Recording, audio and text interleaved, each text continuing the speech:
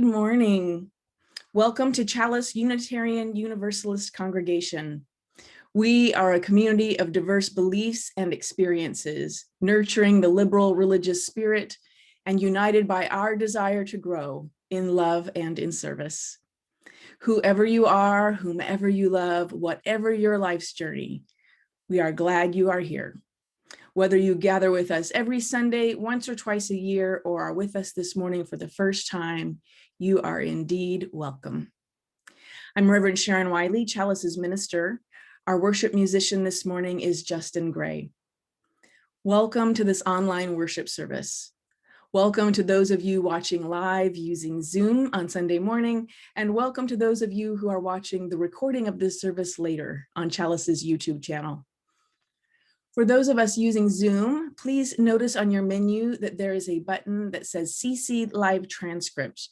This is Zoom's closed captioning service, and you can click on it to hide the hide subtitle if you don't want to see it, or to show subtitle if you want that function on. So you can control if that is on or off. Also on your menu is the chat button. You'll see people are greeting each other in the chat box this morning. For those of us who like to use the chat box during the service, we're welcome to do that. And please be sure that when you post, that you use the little blue menu. It's a drop-down menu to select panelists and attendees. If you only post to panelists, I'm the only panelist, and I probably won't be able to see and respond to you during the service. We like to use chat so everyone can be talking together. So let's give ourselves a big hug of hello and welcome. Maybe hug other people if you're sharing space. Ask for consent. Happy Father's Day to the fathers among us. And a special hug for those for whom Father's Day is a tender time. Those who have lost their fathers, those who would like to be fathers but are not, those who have difficult relationships with their fathers or children. And finally, I want to especially welcome those of you who are newcomers at Chalice this morning. Towards the end of the service, I will put a link in the chat box for adding your name to our email list. Our weekly email is the best way to get information about our groups and activities, most of which are still being offered using Zoom. We don't anticipate that worship will be in person until after the summer, probably in September. So once you're on our email list, you'll receive information with Zoom information, but you'll also receive information about our monthly gathering for newcomers, which is coming up. Now, let's take a breath together.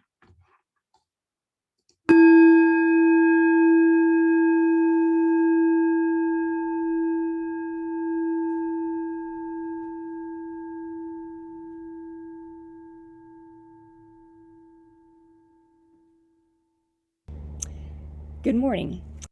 According to the Library of Congress, the first permanent Euro-American settlements began a pattern of displacement and land appropriation of indigenous people that continued until the 20th century. In this region that we consider home, the Kumeyaay first lived here for over 10,000 years and were the people who greeted the Spanish when they first sailed into the San Diego harbor in 1542. With this awareness, we acknowledge that Chalice is located on the stolen, tribal, ancestral homeland of the Apai, which is part of the Kumeyaay Nation, and the Payamkawichem Nation. This acknowledgement reminds us that we live in a history-driven present and that we need to be intentional with this land and with the people indigenous to the land. Mary Lyons from the Leech Lake Band of Ojibwe states, "When we, the indigenous people, talk about land, land is part of who we are. It is a mixture of our blood, our past, our current, and our future."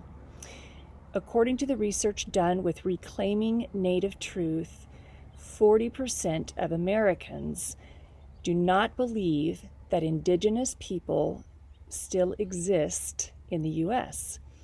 Chalice hopes that with our first step of land acknowledgement, we can move towards educating ourselves and others about indigenous communities and their rich and diverse culture and create a meaningful relationship with them as well. Now we light our chalice, the symbol of our Unitarian Universalist faith. The flaming chalice was first used in World War II by the Unitarian Service Committee as a symbol of life-saving refuge for people fleeing persecution in Europe.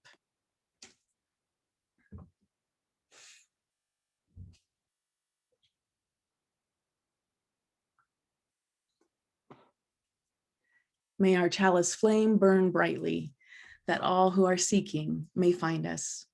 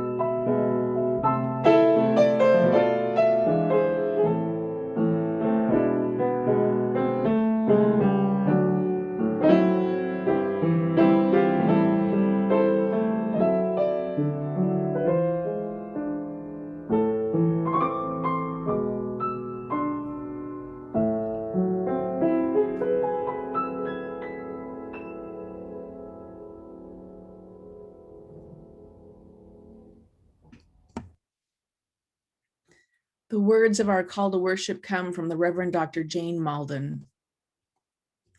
For our community gathered now, for the spirit that called us together and drew us to this time, we give thanks this day. For moments we have shared with others, for times when we have reached out across barriers of distance and fear, for times when others have reached out to us, for moments when we have discovered another along our path, we give thanks this day. For this community of celebration and growth, introspection and solitude, and for those moments of that peace which passes all understanding, we give thanks this day. For our gathering together out of distant places, for our weaving together out of many separate selves this hour of celebration and worship, we give thanks this day. Let us worship together. Please join in singing.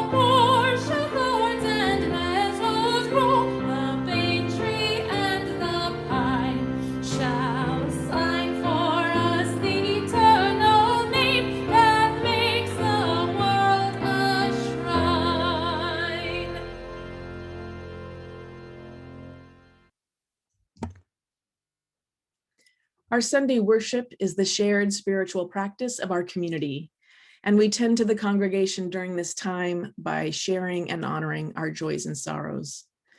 If you would like to share a joy or sorrow with the congregation this morning, now is the time for sharing in the chat box. These won't be shared out loud. They don't become part of the recording. If you would like to send me a confidential note about your joy or sorrow, you can email me, and I'll put my email address in the chat box.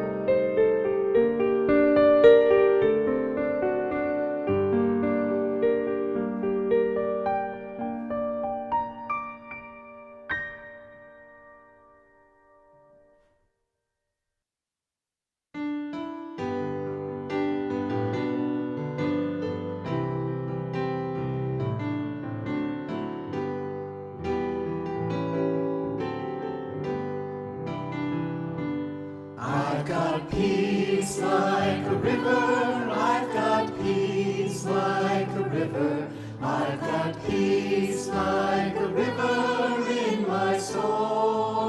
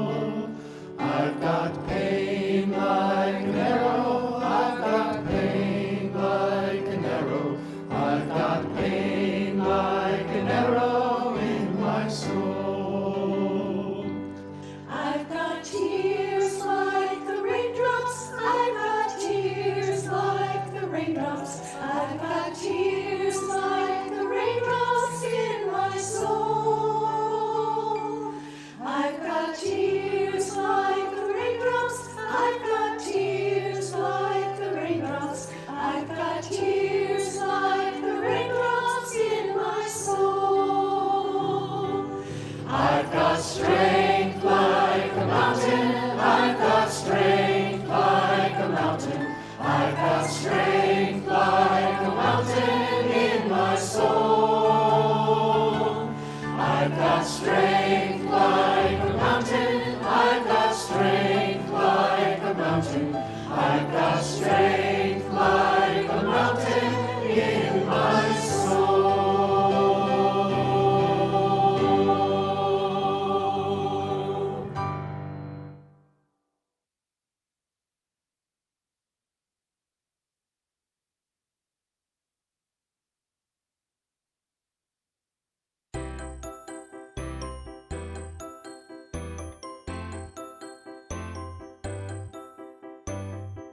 Welcome to Learn Conmigo. This read aloud is Julian is a Mermaid by Jessica Love.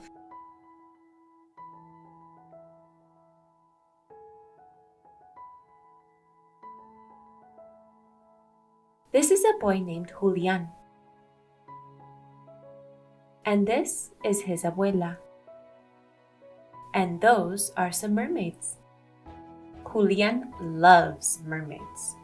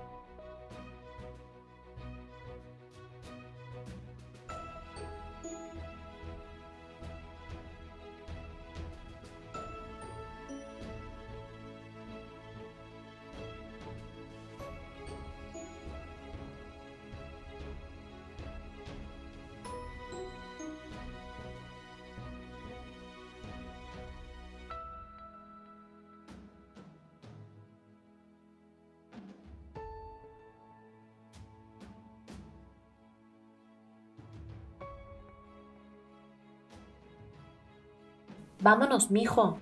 This is our stop.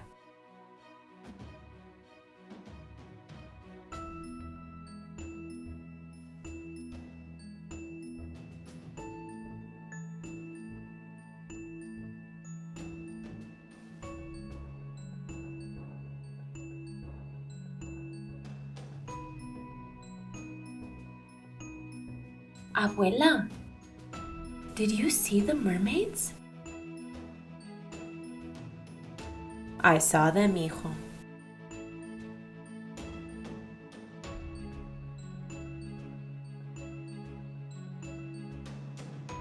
Abuela, I am also a mermaid. I'm going to take a bath. You be good.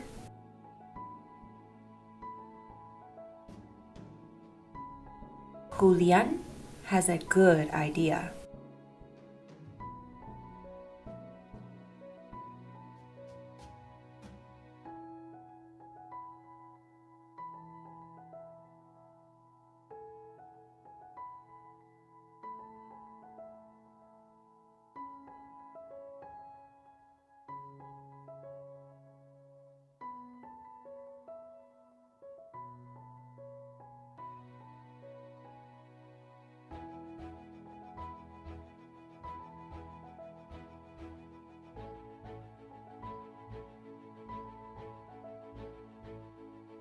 Oh.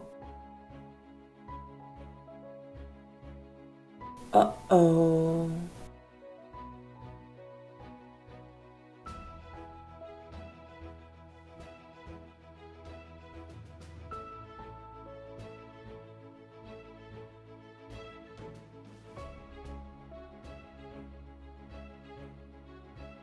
Come here, mi hijo.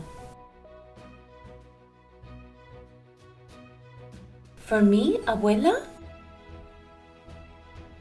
For you, Julian. Where are we going?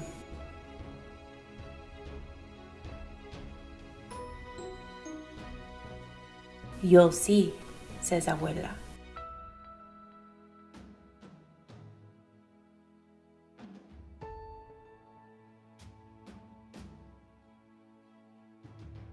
Mermaids, whispered Julian. Like you, mijo. Let's join them.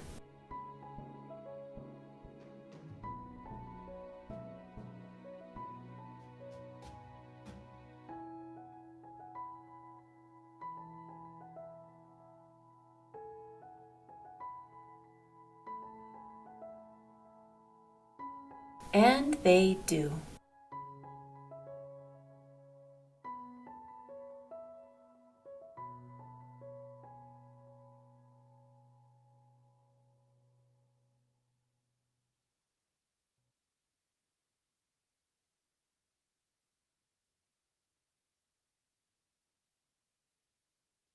This is the pen that President Biden used to sign Juneteenth into law.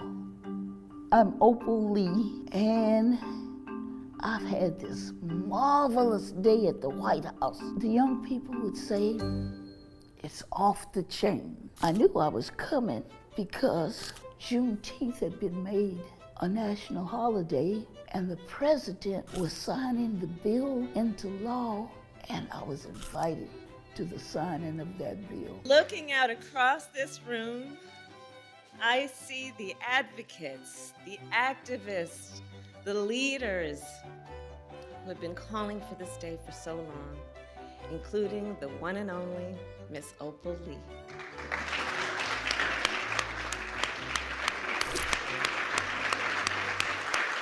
Over the course of decades, she's made it her mission to see that this day came. She's walked for miles and miles, literally and figuratively, to bring attention to Juneteenth, to make this day possible. You cannot imagine how joyful, how humble, how magnificent the whole thing has been. There may be some of you who don't know what Juneteenth is. The enslaved in Texas were told they were free for 2.5 years after the Emancipation Proclamation freed them. They'd watch in their churches and they'd pray for freedom to come. And it finally did. When General Gordon Granger and 7,000 colored troops from New Jersey and New York made their way to Galveston, Texas. And he read General Order Number 3 that said all slaves are free. When those people came in from their labor and somebody read that to them, we started celebrating, and we've been celebrating ever since. Juneteenth is not a Texas thing. It's not a black thing. We're talking about freedom for everyone.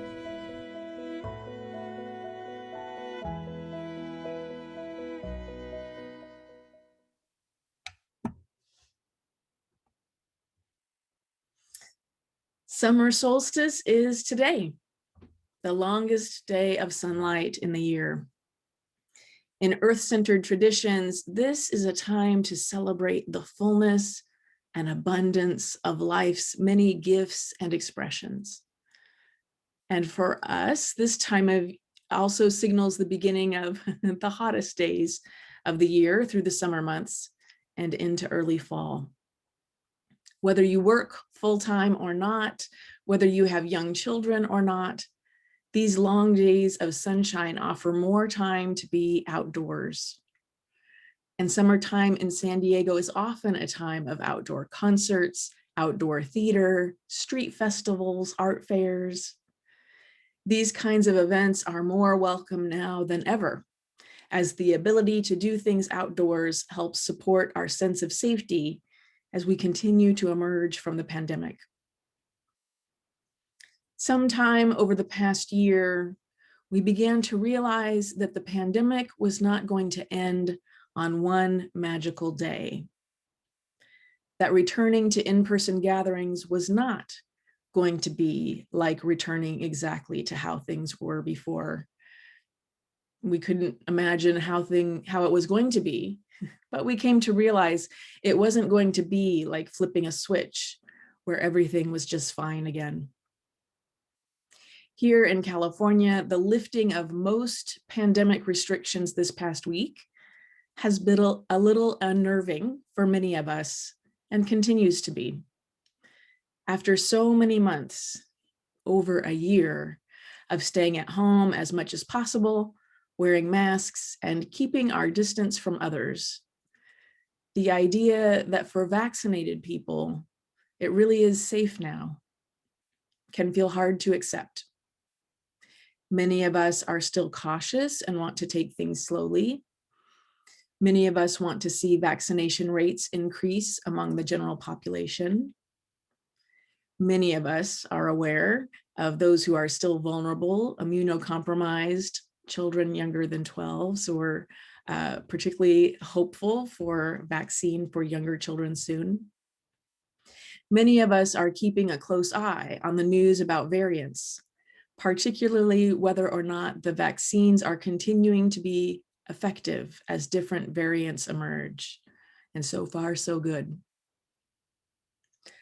Plus, let's face it, for well over a year, glimmers of good news were often followed by bad news. It is understandable if we continue to feel cautious now. So all of that is true. And we can still feel happy and we can still celebrate. Not only can we, but I say we should. If the incredible, terrible, hideous nightmare of the past 15 months has taught us anything, it's that we must celebrate good news and happy times when we can. One day we were living our normal lives, and then the next day the governor told us to stay home. And then the restaurants closed, and then there were lines to get into the grocery store. And then the stores were out of yeast and flour and toilet paper. If we had known all that was going to happen, wouldn't we have savored better the easy days before? We don't know when will be the last time we hug a loved one. We don't know if it will always be possible to walk on the beach or around the lake. We don't know when will be the next time we feel like laughing. The truth is that life is always terribly uncertain. And we don't face that most of the time because we don't usually have to. And it's actually hard to live that way. If you lived each day as if it were your last, you wouldn't pay bills that need to be paid or make plans for the future or get your car serviced. We can't really live like that. But what we can do, what I encourage you to do, is to live, love, laugh, and be happy when you can. Celebrate what you can and when you feel like it. This past week, our extremely divided Senate somehow voted unanimously to make Juneteenth a federal holiday. This has prompted a variety of responses.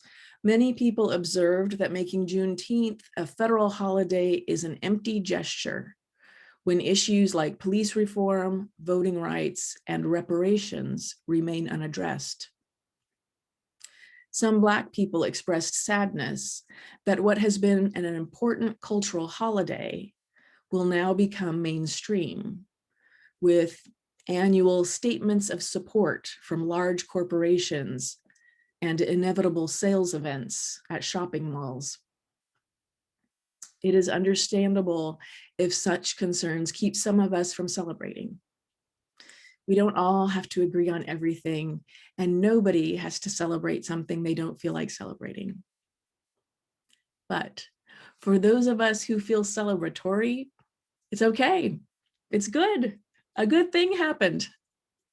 Black people fought to make Juneteenth a national holiday, and yes, there is still much that needs to change in our country and much that we need to fight for. But both things can be true, that there is something worth celebrating and there is still much work to be done. We need to celebrate the wins to keep our energy up for the work. The story we heard today, Julian is a Mermaid, has become controversial. On the one hand, many people find it to be a beautiful story affirming transgender expression. The book has won the Stonewall Book Award, which recognizes exceptional merit relating to the gay, lesbian, bisexual, transgender experience, and also the 2019 Klaus Feud Prize, which is awarded to the most promising and exciting newcomer to children's picture book illustration. But on the other hand, many people have questioned why the author, a white, cisgender, heterosexual woman, has claimed the authority to tell the story of a genderqueer Afro-Latinx child. Maybe more importantly, why did a white author get published when so many Black, Indigenous, and people of color do not have publishing deals to tell the stories of non-gender conforming children? Moreover, although the author has tried to respond meaningfully to these criticisms, I don't think her responses have felt sufficient to communities of color. She doesn't appear to be in relationship with communities of color. And by the way, she's already written and published a sequel, so she's doing fine. Both things are true. The book has meant a lot to LGBTQ communities, including Spanish speakers, and the author's white privilege has allowed her to avoid engaging with BIPOC people over their representation in her storytelling. I want to suggest that we can enjoy the story as it is and commit to buying and enjoying more children's stories written by BIPOC people. We considered this story for our Transgender Visibility Service in March and set it aside in favor of a book written by a person of color. So we can celebrate what's good, that such a book like Julian is a Mermaid, would be so well received and win awards. And we know that there is still much work to be done. June is Pride Month, a month-long observance and celebration of lesbian, gay, bisexual, transgender, and queer people, and the history, culture, and contributions of LGBTQ people and their communities. Many of us think with joy on the Pride festivals and Pride parades we have participated in. These often feel like the most exuberant kinds of celebration. And they are more complex than just celebration. One of my colleagues, UU Minister Reverend Lane Campbell, has been posting on her Facebook page this month her personal Pride pet peeves. She is part of LGBTQ community. Her pet peeves include the alignment of most mainstream Pride events with white supremacy, the ways a gay, straight, binary makes invisible queer, trans, non-binary, bisexual, pansexual, intersex, and two-spirit people, the conflating of different expressions of love into one monolithic love is love statement, the ways that companies that sponsor Pride events are not necessarily companies that serve LGBTQ communities. Her list goes on and on. Her reason for doing this, she writes, is to complexify Pride and to draw attention to issues that are in danger of being ignored. It is a conundrum that as marginalized identities become centered and events like Pride festivals become popular moneymakers, that capitalism and corporations and social media and everything mainstream converges to take advantage, to make money, to get attention, good public relations. And then something central to what was being celebrated gets lost. An example, yesterday came terrible news that a pickup truck drove into a crowd at a Pride parade in South Florida. One person died. I saw this news being shared on Twitter with comments about it being a hate crime. A local mayor called the incident a terrorist attack against LGBT people.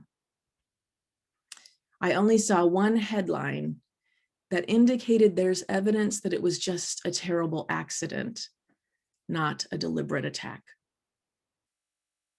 In a world where LGBTQ people face real discrimination, violence, and hate crimes, we see in this incident news organizations desperate for readers, willing to exaggerate or obfuscate in order to create drama and grab the attention of readers. I meant to check the news this morning to see if there was an update. So it may be a day or two. I didn't get to check it, but it may be a day or two before we know what really happened. I just observed the news willingness to make us, to stir us up and to make us believe something terrible before they have investigated and learned what truly happened. Reverend Campbell also noted that the 2016 shooting at the Pulse nightclub has been used as permission to over-police at Pride events. Again, we can celebrate what's good, that Pride events are important, popular, and even mainstream. And we can still know that there is much work to be done. In a different era, we might have thought of celebration as something that needs to be pure, uncorrupted by the complexities that come with differing viewpoints and opinions. But I observe that for the most part, purity is an illusion. Something good that happens today might turn out to be a challenge tomorrow, and vice versa. Celebration isn't about certainty. It's about gratitude and about being in the moment.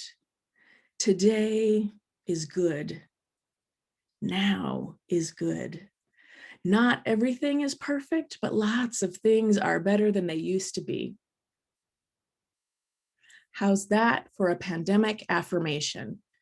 Not everything is perfect, but lots of things are better than they used to be. Make room in your life to celebrate what is good.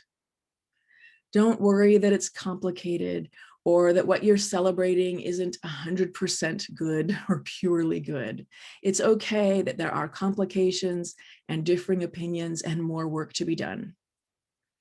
We need to let ourselves be and feel happy whenever that is. May it be so. You're invited to join in singing.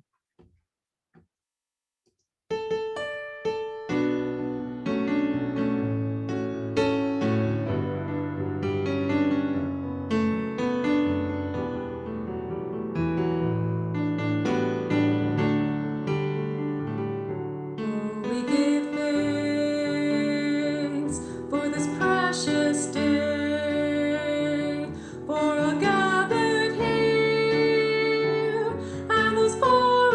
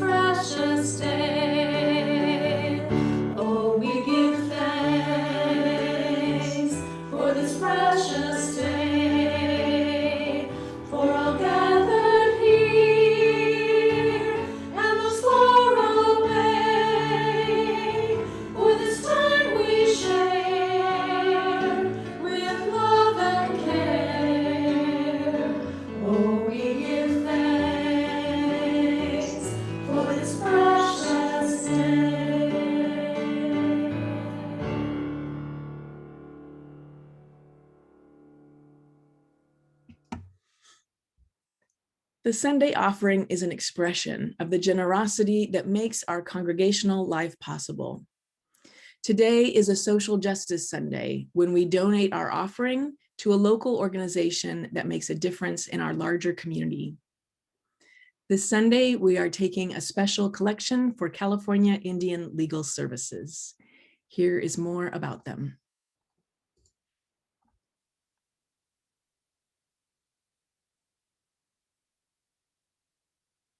Hello, my name is Mark Vizzola, and I am the Directing Attorney of California Indian Legal Services Escondido office.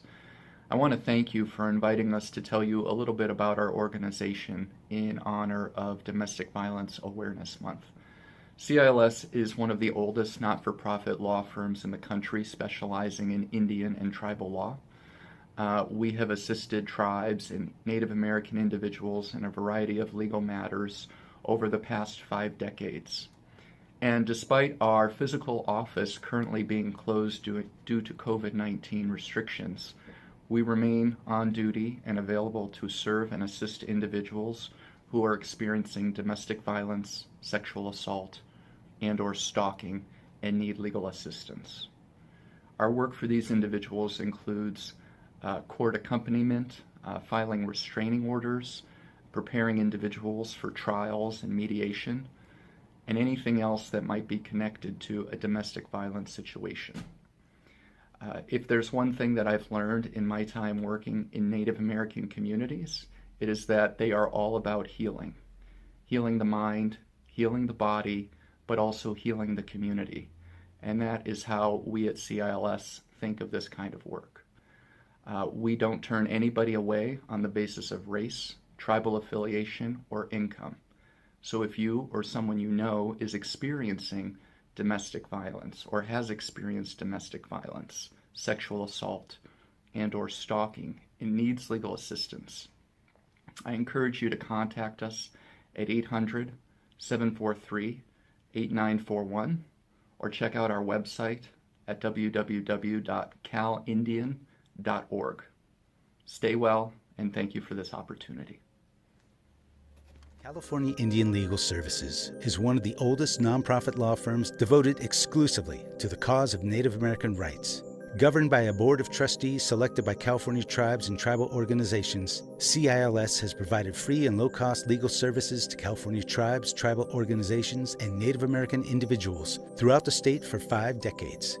The mission of CILS is to protect and advance Indian rights, foster Indian self-determination, and facilitate tribal nation building. Today, CILS maintains 4 offices throughout California and is supported by grants from the Legal Services Corporation, the State Bar of California, private foundations, individuals, corporate contributors, tribal donations, and contracts from a host of California's 110 federally recognized Indian tribes. CILS has produced some of the best Indian lawyers in California. Congratulations for 50 years of service to the tribes of California and protecting the rights of California Native Americans. CILS looks forward to what the next 50 years will bring.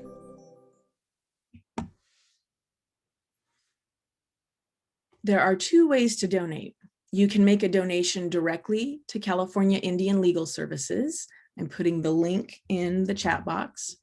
That way you can be added to their mailing list and get news and updates directly from them.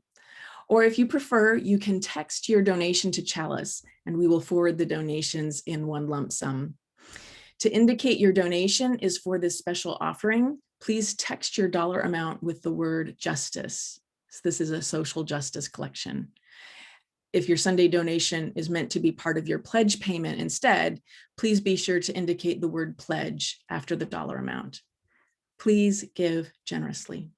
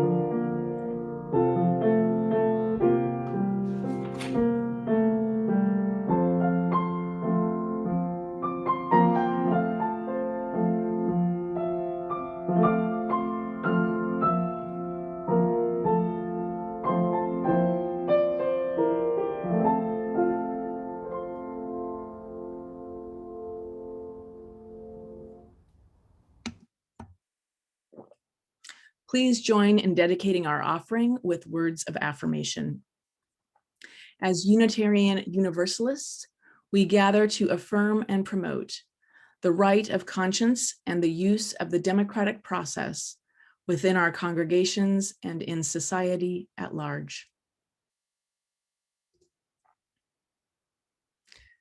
The song you're about to hear, sung by our congregants Kathleen Swift and Judy Wynn, was also performed by them for us a little over a year ago in May 2020, a very different time. I invite you to listen to these words again, holding gentle space for all that has happened this past year and how we are finally so much closer to the better days we've been dreaming of.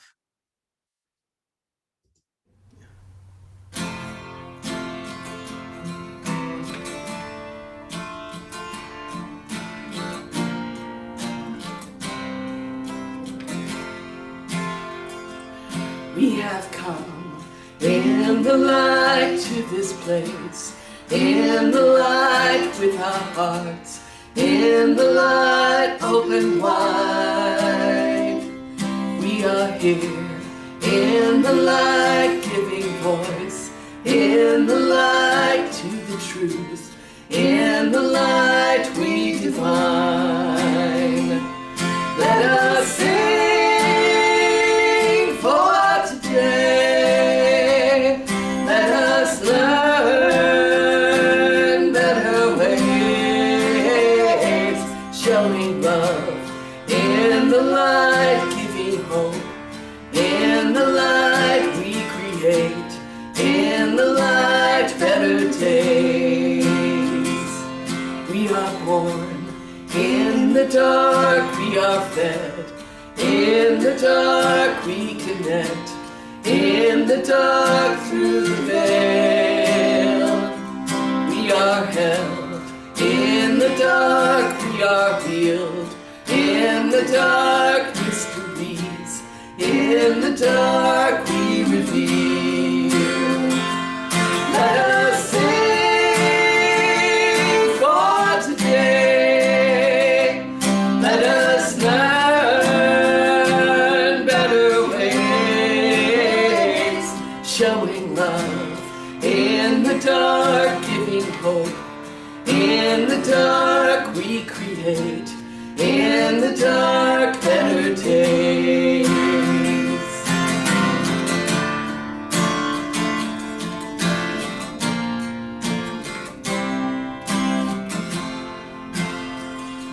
Time is now. We begin where we are. We begin, we have all. We begin that we need to renew. We begin to release. We begin to rebuild. We begin to believe. Let us sing for today. Let us learn better ways, showing love. We begin giving hope. We begin to create. We begin better days, showing love. We begin giving hope. We begin to create. We begin better days.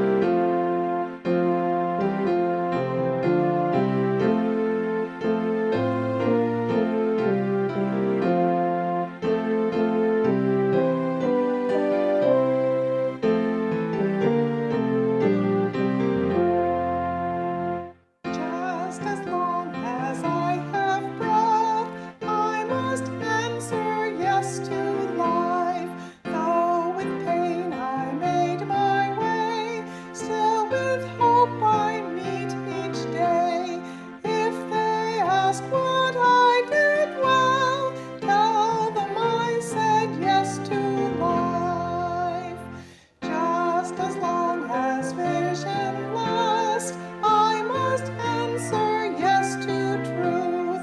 In my dream and in my dark, always that elusive spark. If they ask what I did well, tell them I said yes to truth. Just as long as my heart beats, I must answer yes to love. Disappointment pierced me through, still I kept on loving you. If they ask what I did best, tell them I said yes to love.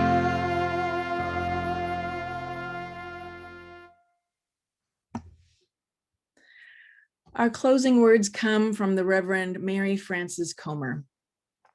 We are grateful to mark time with seasons, to celebrate birthdays and anniversaries, or to gather as family to remember our loved ones. In all these seasons, may we give thanks for the breath of life, ever mindful of the fragile nature of existence. May we live fully in each moment, from summer to fall and winter to spring. We gather in mystery and in the bonds of beloved community. May we radiate love, both within and beyond this time together, this day and all the days to come, caring for those we love and for those we have yet to meet. May it be so. You're invited to close our time together by singing the well, and everyone is invited to coffee hour. We